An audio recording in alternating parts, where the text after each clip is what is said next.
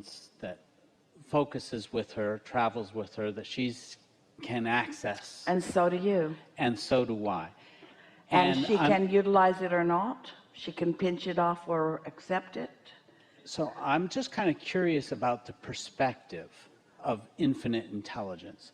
It would seem that when you're in this room, when Abraham is in this room, Abraham's looking through Esther's eyes and perceiving and getting the feedback directly through Esther. Some of it, but not only through Esther, through all of you. And not only through your eyes. In talking about experiences, Esther tells stories from her background. It would seem that Abraham knows me just as well as Esther and could be telling stories from my experience or anyone in the audience. Her stories are more accessible to her because they're more active and therefore easier to access. Trying to divine a little bit, is my inner being, my greater self, in touch with all the other greater selves? Yeah.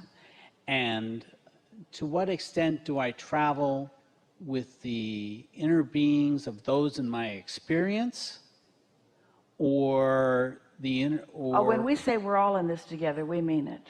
Okay. You have access to all of it, but you can only translate it back through your own perspective, and so it's your own belief system about that. Okay, so I've perceived some inspirations that I, in my own belief, attribute to an artist that I know. Yeah. And I've perceived a lifelong connection to a friend who I rarely see, and yet I feel I'm always in communication. Yeah. Those are all valid understandings of infinite intelligence and my communication. Yes, yes, yes, yes, yes. And what we would like to say to you, and there is so much more available to you that you don't let in, because you've only let those in because of your somewhat expectation that's been born from your meeting with them. As you are an artist, you got to know, we'd like you to know, that every artist who's ever artisaned is aware of you and flowing to you and through you. And to the degree that you open and allow, the influence of what that non-physical energy is about is then flowing through you. When we talk about pointing, and we demonstrated Esther doing, she does so much positive pointing and some pointing that doesn't serve her very well, but then ultimately served her extremely, extremely well. We want you to feel in fullness how everyone who has ever lived, who has reemerged into non-physical, is aware of all of you. And while you can't comprehend, in the same way you don't understand electricity, you can't comprehend how much knowing there is collectively about you, and how much interest there is in you, and how much support and offering is flowing to you, to the degree that you let it in through relaxing your resistors and your pinching off, the more you let that flow into your experience. And so what we're saying is that if you are a physical artist, that you have the potential of all of that awareness of you, of it flowing through you in these masterful, inspired performances that would just flow right through you. But most don't expect it, and therefore they don't allow it, they don't receive it. And it's mostly because, and here it is, maybe this is what you were getting at the whole time that we're having this conversation, and maybe it's something that just evolved as a result of this conversation. But the reason that most of you don't is because you have some screwy idea that you've been sent here as an individual to be on your own and prove your worthiness. So you are wary about letting anybody else in and letting anybody else flow through you.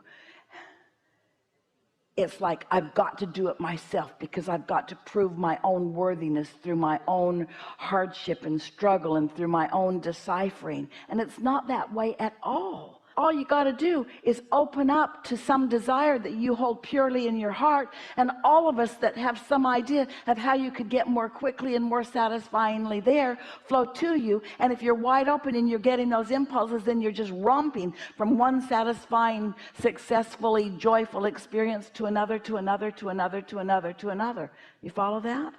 I follow that, and my understanding is to allow joy to flow through me, and in that.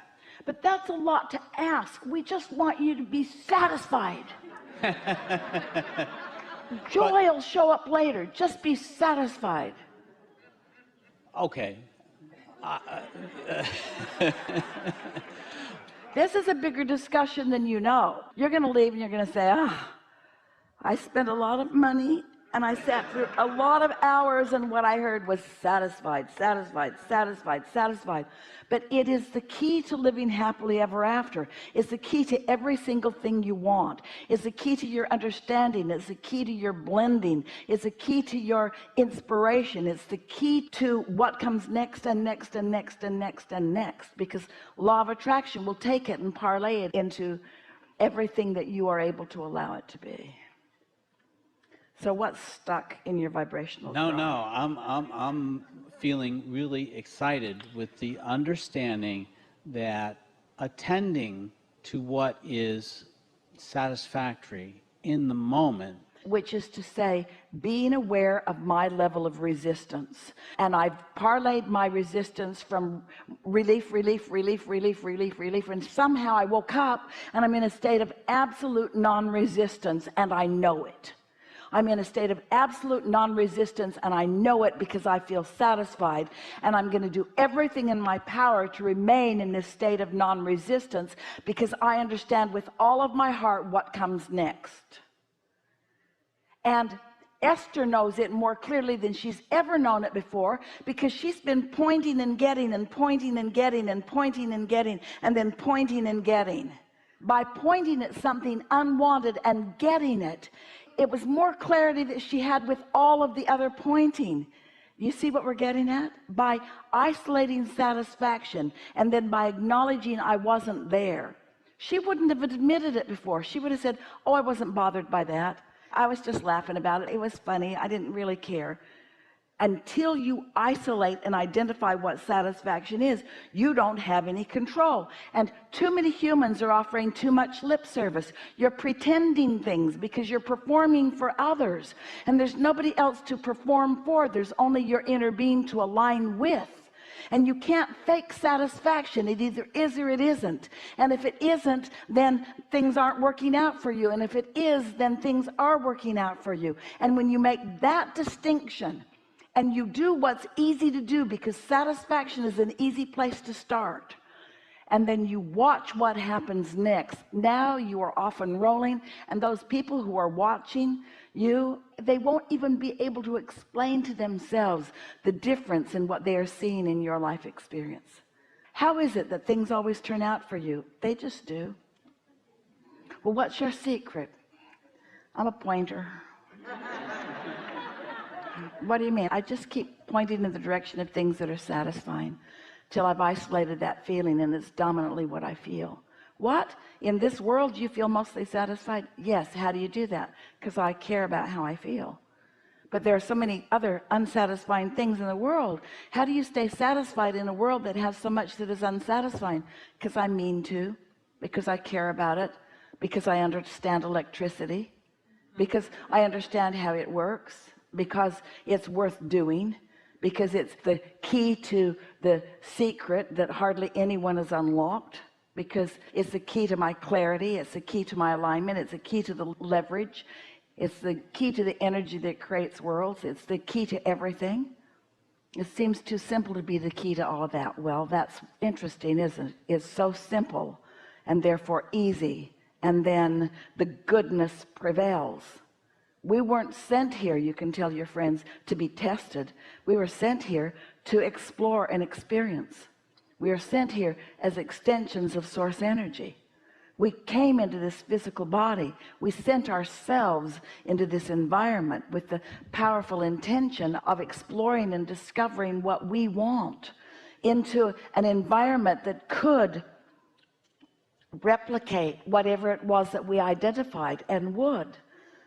And then so many of us got sidetracked by trying to sort out the rightness and the wrongness in places where people were standing, instead of just evaluating for ourselves and maybe for others where we are on our track of tuning in. It's like vacuuming your floor without plugging it in, and you've made marks all over the whole house, and it's obvious that you were here because there's vacuum tracks everywhere, but there's still dust and dirt everywhere too, because you didn't plug it in. And so until you find a way to hook in to who you are, there's really no point in whatever it is that you're about. Until you've consciously hooked in to the energy that is really you, then you really don't want to turn the juice on. And that's what we meant about the conversation with electricity. You don't want to turn that electricity loose until you've figured out what you're doing with it. In other words, you got to figure out how to harness it before you can apply it. And that's what we're talking about here. This is energy that creates worlds, and you are ready for the satisfaction factor. And once you find it, more will come and more will come and more will come, until you'll find yourself in a day where you feel satisfied, and then the universe will just yield to you all of these rendezvous and what you call coincidences. And we like the word coincidence because it means a cooperative incident, a coincidence where you've rendezvoused with things that are a vibrational match to who you are. And in your awareness, when you make the association between what you've been feeling, a feeling that you've isolated and identified and you're keenly aware of, and what comes next, now you